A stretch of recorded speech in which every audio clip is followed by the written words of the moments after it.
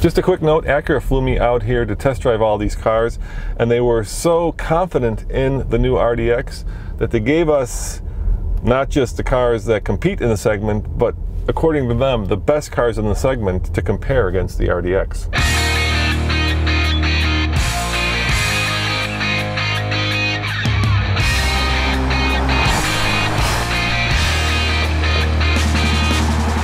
Are you shopping for a luxury crossover that will fit your entire family? Well, I've got 5 to choose from right here. I've got the Audi Q5, the Mercedes-Benz GLC, the Bmw X3, the Volvo XC60, and of course, the brand spanking new Acura Rdx. Which one of these cars is right for you and your family? Well, let's take them for a ride and find out.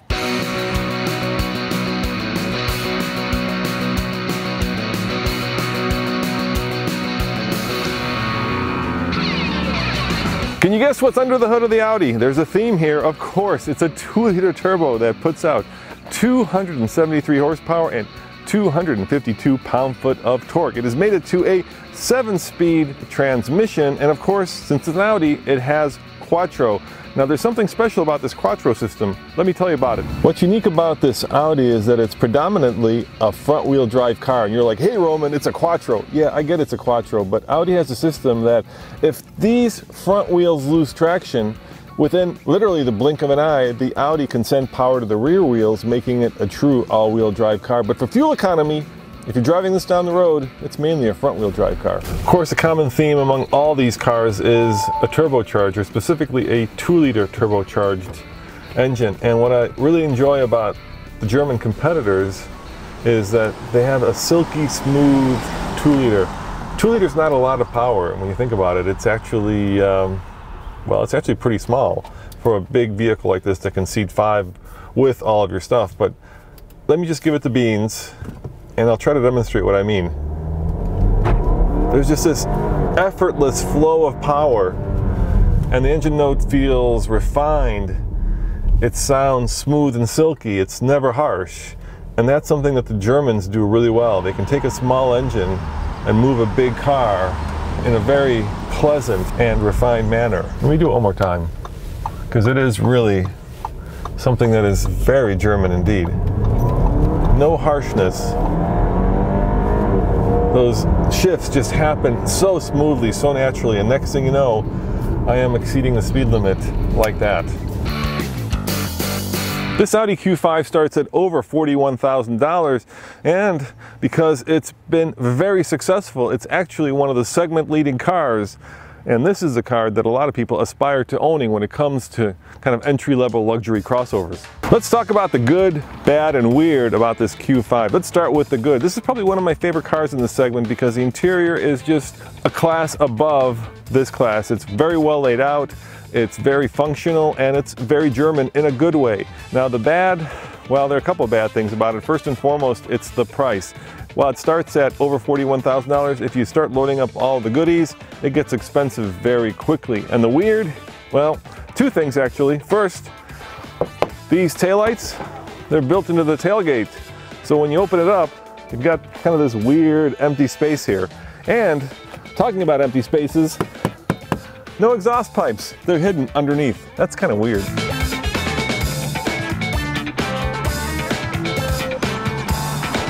Of course, the other thing I like about this Audi is the interior. Audi has really set the bar when it comes to their interior design, their use of space, and of course, this instrument panel, which is completely configurable. I can see why this car is a bestseller in the segment. Not only is the suspension firm yet relaxed when you want it to be, not only is the space in here comfortable and yet sporty, and not only is the driving satisfying yet functional, you put all that in one package and you end up with a car that is a bestseller in this segment.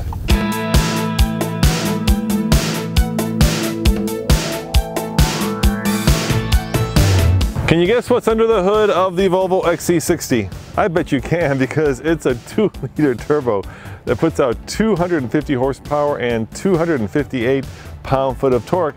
And like all the other cars, it is of course an XC, which means cross-country, which means this is an all-wheel drive car. Now we've taken these off-road, and while it's very luxurious, it's actually surprisingly good when the road gets rough. You know, when the Chinese first bought Volvo from Ford, I thought, well, that's the end of Volvo, but boy was I surprised. This car and many of the other Volvos that are now being produced are some of the best Volvos ever.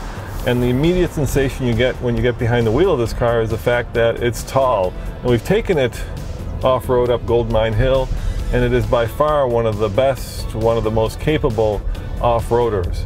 So if you're looking for a car that is capable of, let's not go rock climbing, but you know, taking you and the family to a Sunday brunch and then to your cabin, and let's say it's snowing, I think this is kind of the perfect car for that. In terms of its driving dynamics, well, let's find out. Let's give it a little bit of the beans and see how smooth and refined this engine really is. Here we go. Good torque, kind of slows down. Yeah, it's a tall vehicle. This is certainly not the race car of the bunch, but it is very capable, it is very understated. You know, it is everything that a Volvo should be. The good, the bad, and the weird. First, let's start with the good. I really like the design of this Volvo. This Thor's hammer design in the headlight is way cool. And maybe what's even better is that there actually is a Volvo here to compare, because when Ford sold it to a Chinese company, a lot of us in the business thought that Volvo was doomed. And yet, the company is flourishing and designing and building really sexy cars. Now, the bad. While they're building really sexy and fun cars, this car gets expensive. It starts at over $40,000, but if you want to get the super turbo electrified version of this, it's going to get very expensive very quickly. And the weird, here's the weirdest part. I think this is the only company that has an ignition knob that you turn to start and stop the car. While it's pretty weird, what isn't weird is actually this right here. It's this iPad that basically serves as your control center, your infotainment center for the entire car. It's very Apple-like, and if you're into Apple products, I suspect you'll really like this product because it scrolls just like an iPad. You can scroll up, you can scroll down, you can scroll across, and just by accident, you can fold the back seat headrest down and bonk the misbehaving kids in the back. It's pretty darn cool. While the other German and Japanese competitors are much more, let's call it Autobahn focused, this Volvo feels like it's much more of an all-rounder. It's a car that will be both comfortable on-road and off-road. And it's a car that, over the years, even though it's now owned by the Chinese and still built in Sweden, has that kind of Swedish baked-in safety goodness. It's a car that I really enjoy, and having owned several Volvos, I can highly recommend. But this is a very competitive field, so let's go on to the next one.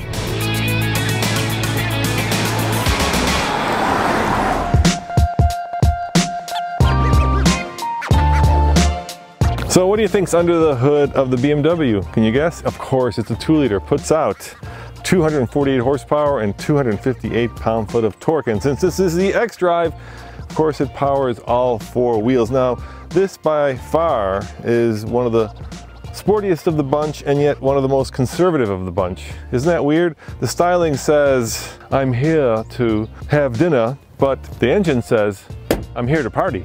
BMW has set itself upon the mission of reinventing how we shift cars, and for the most part, that mission has not been successful. Let me show you what I mean. Here's the newest BMW gear shift lever. Now, to go forward, you put it backward, or to go backward, you push it forward. Why? I don't know. It's a BMW thing. So let's put it in the gear and let's take it on the road and see how this car drives. Of course, these cars are all relatively new, and this car has a classic BMW interiors. And BMW interiors to me are like Schwarze beer, dark beer. You either love it or you hate it. And in my case, I think it's getting a little kind of outdated. It's very linear, it's very logically laid out, but it's just a little bit boring. So how does the BMW drive? Well, let's give it the beans.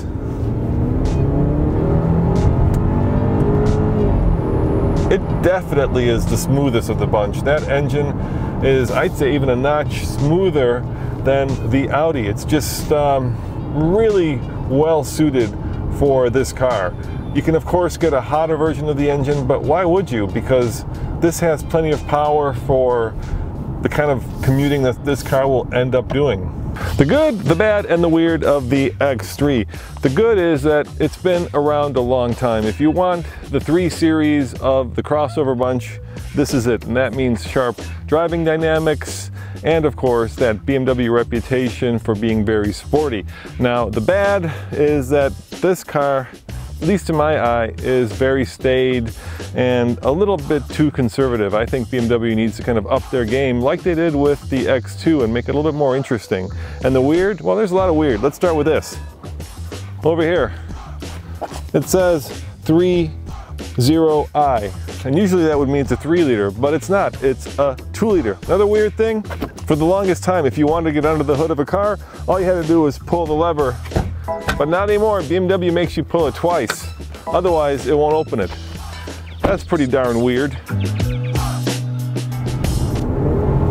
Downshifts rapidly, and once you're in the torque band, you can really start to feel that steering firm up, and you can really get a sense of the fact that this car was designed by engineers that love to drive fast.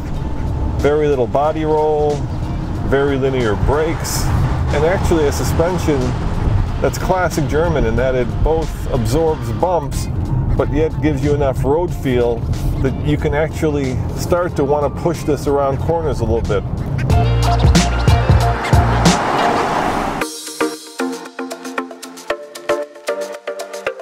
Sometimes I wonder if manufacturers actually build anything other than a 2-liter turbo, because once again we have a 2-liter turbo, but this one puts out only 241 horsepower, but it's made it to a 9-speed automatic, so least amount of horsepower and second greatest number of gears. Of course, it's also all-wheel drive, and since it's a Mercedes, it's got 2 stars on the hood. That's almost a good, bad, and weird. Let's take this Mercedes for a ride. Now, it's a big, heavy vehicle, so the least amount of horsepower in this group might show up when we give it the beans. A lot of torque up front, and then it kind of slows down. So I think what Mercedes has done is they've upped the torque right at the start of the power band, and then as you get into the higher gears, it kind of doesn't fall off a cliff, but let's say it gently rolls down a hill. But overall, this Mercedes drives really well. These cars are within a gnat's whisker of competing with each other in kind of their driving characteristics. Let's talk about the good, bad, and the weird of this Mercedes GLC. The good, now this may seem like a small thing, but to me it's not. It's these vents. Oh my gosh, they're so satisfying to move back and forth. If God were designing a vent for a car, I'm betting this is exactly how he would design it. Now the bad is back here. Let me show you. These cars are all about utility, and the Mercedes has some of the least in this class. It's not particularly awful, but for a car that is really about getting a lot of stuff and people in, it could use more space. And that's probably because of the way this is shaped. I mean, you're losing space and you're gaining sexiness in a sloping rear hatch.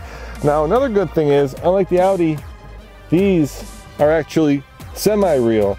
The exhaust pokes out of them even though it's not actually part of this bevel. Now the weird, that's an easy one.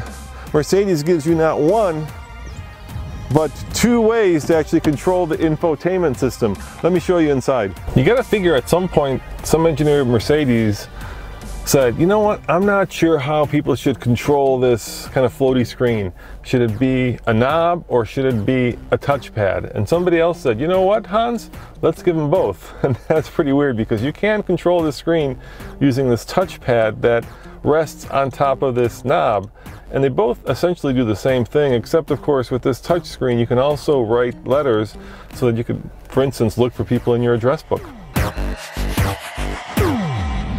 What I like about the Mercedes the most is really the fact that I've got a really interesting interior design, and that's where they also all compete. The BMW is very linear, the Acura is very modern, The Audi is very classy, and this Mercedes is kind of a combination of all three of those. It's classy, sporty, and yet at the same time very intuitive and very linear. I'd have a hard time choosing a winner.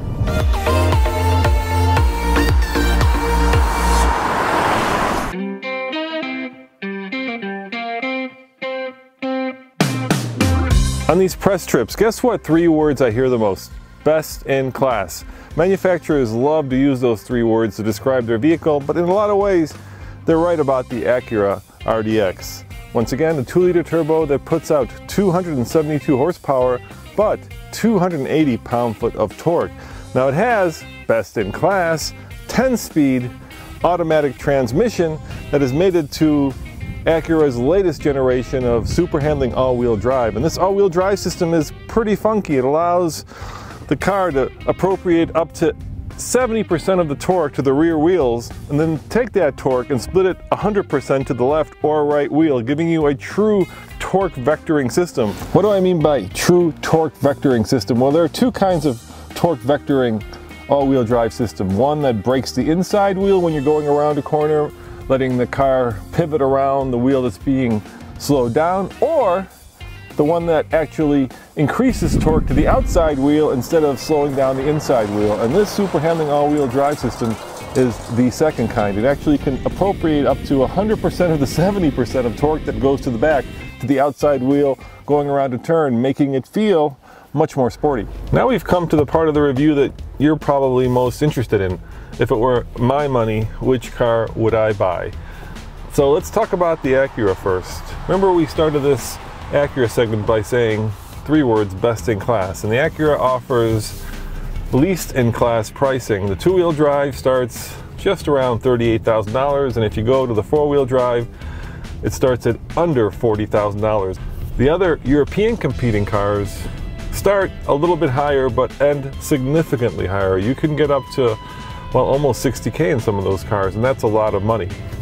So the question is, for the least amount of money, are you getting the most amount of car? Well, let's accelerate and talk about this 2-liter, which does produce best in class horsepower and torque. So here we go.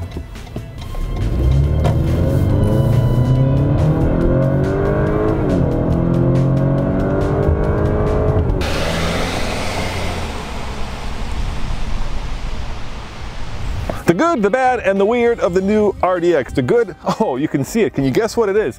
Look at those exhaust pipes. I mean, those are cannons sticking out the back of this Acura. That to me says this is a serious car with serious performance. The bad, well, that's really simple. Acura has now gone all in on a push-button transmission. Outside of the BMW, I can't think of a more unintuitive way to shift the car into drive. And the weird? Well, let me show you that on the inside. All of these cars, of course, have different drive modes, but take a look at this new center stack of the Acura Rdx. The most prominent thing in this car is this massive knob that lets you select between the different drive modes that this car has, from snow, comfort, sport, to sport plus. This car, at least the way it's designed, says I'm serious about letting you change all the parameters that let you drive this car in different modes.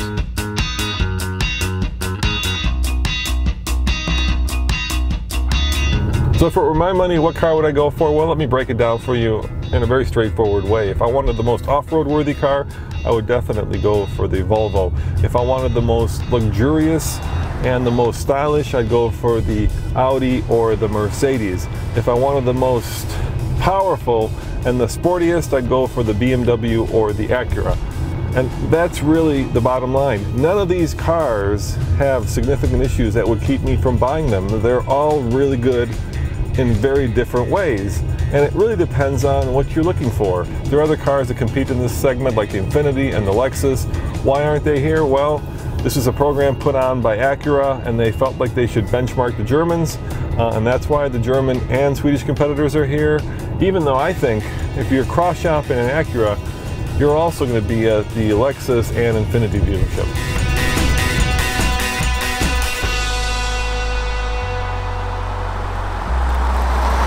So by now you've probably figured out that one of these cars is not like the others, and that of course is the Rdx, because these other four, they're all European and they have a distinct European flavor, while the Rdx, that's a much more, well, let's call it American car because it's designed and engineered here in America.